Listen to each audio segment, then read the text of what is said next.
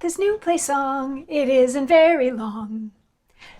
Nor is the play that we're going to dig into starting today. It's New Play Day, and we're going to work on a Yorkshire tragedy, which is a play in 10 scenes.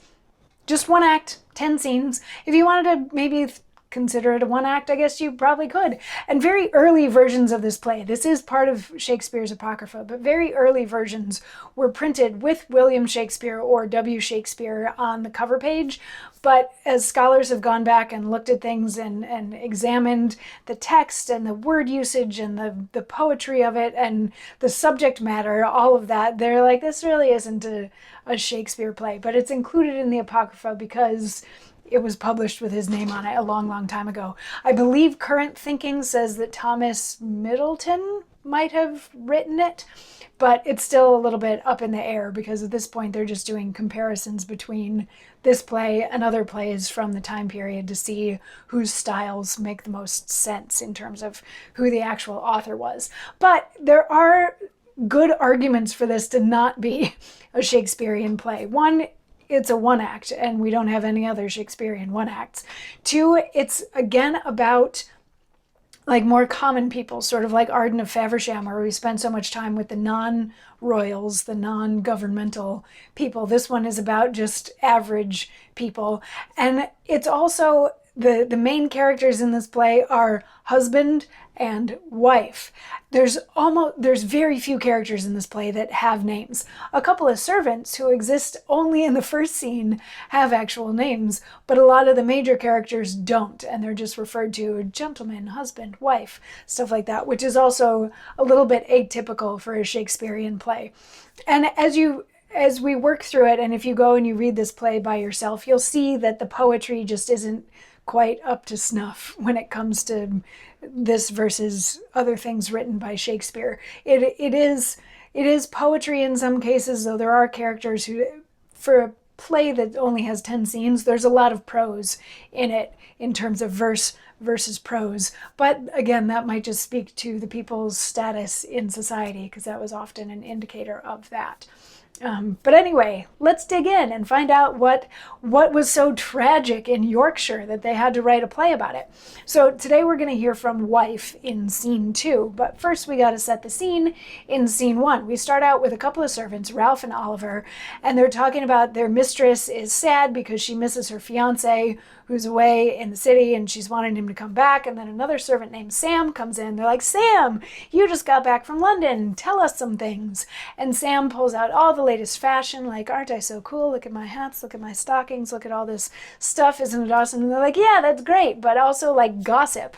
What's going on? And he's like, oh, so your mistress is sad that she misses her fiance? He's actually married to somebody else already and has a few children by that other woman, and he beats her and he calls her a whore as easily as you might call somebody, Mrs. What's-her-face.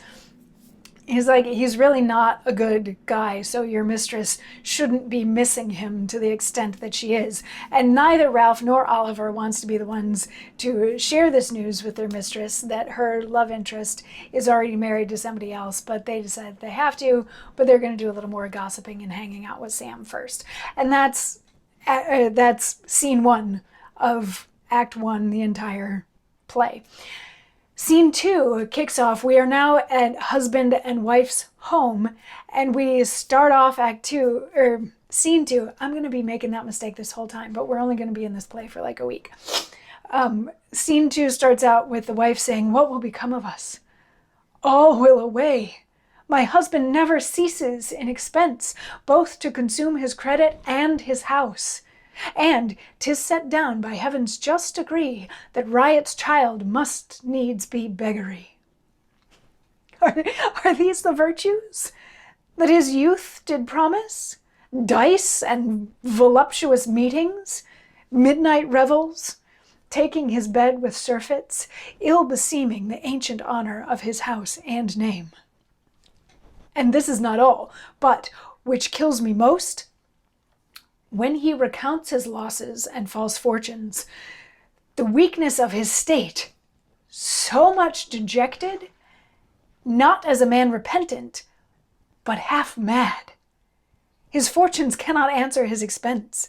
He sits and sullenly locks up his arms, forgetting heaven, looks downward, which makes him appear so dreadful that he frights my heart. Walks heavily as if his soul were earth, not penitent for those his sins are past, but vexed his money cannot make them last. A fearful, melancholy, ungodly sorrow. Oh, yonder he comes. Now, in despite of ills, I'll speak to him, and I will hear him speak, and do my best to drive it from his heart. So, hello, we get to meet the wife who is afraid for her husband and saddened by her husband because he spends all of his money and has none. So she's in a bit of a troubled situation. Apparently he's got like gambling debts, and he goes out and he spends everything, and he cheats on her and goes to whorehouses and brothels and things like that. And she's like, is this a virtuous man that I married? It doesn't seem like this is a virtuous man.